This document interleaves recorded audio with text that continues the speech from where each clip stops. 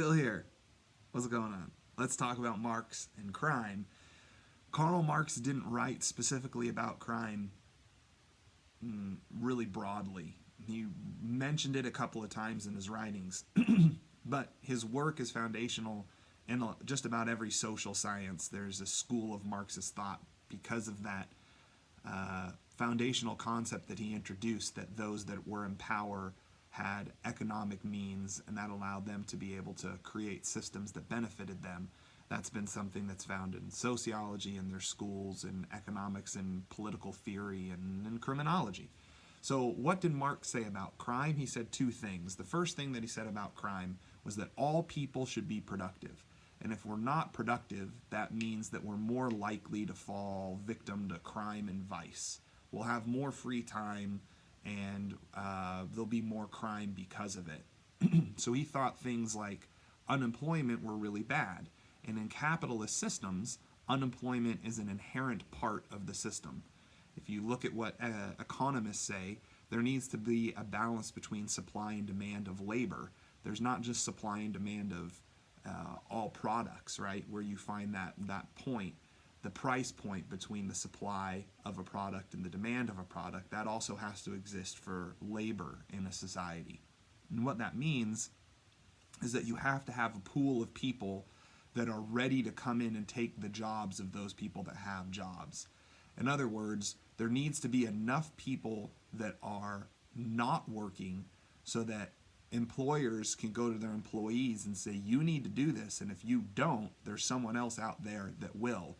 And that balance of supply and demand of labor allows for fair price points between employers and employees. So if you look at what economists say that anywhere between 3 to 5% of the population should be unemployed at any point in time so that supply and demand balances out. And that's economic theory. For a criminological study of the subject, Marx said that that's problematic. If you're essentially relegating 3 to 5% of your population to unemployment, that means that you are relegating them to criminal behavior, because they're going to fall, again, into the hands of vice. They're going to use substances, they're going to gamble, they're going to be unproductive, and that's going to be problematic. So that's the first thing that he kind of said about crime. The second thing that he said was a rejection of some of the other thoughts that had been articulated at the time about what crime is and where crime comes from. He rejected the idea of the social contract, and the social contract was a popular idea at the time that basically was tried to explain why people were civil in society. I don't go next door and rob my neighbor because I don't want my neighbor to rob me. I don't go and beat somebody up because they're mean to me, because I don't want them to beat me up if I happen to be mean to them. We don't do things to people because we don't want them to do it to us. It's the idea of the golden rule, right? And it's put into this idea of the social contract. And Marx rejected that notion. He said, no, that's not why people don't do things.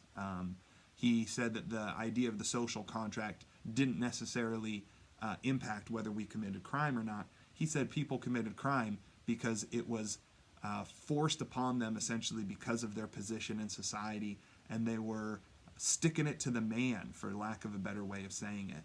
In other words, if I go and commit a crime, the reason that I'm doing it is because I don't have the necessary avenues to be able to accomplish the things that I want to do, and I want to be able to reject the social position that I have in society.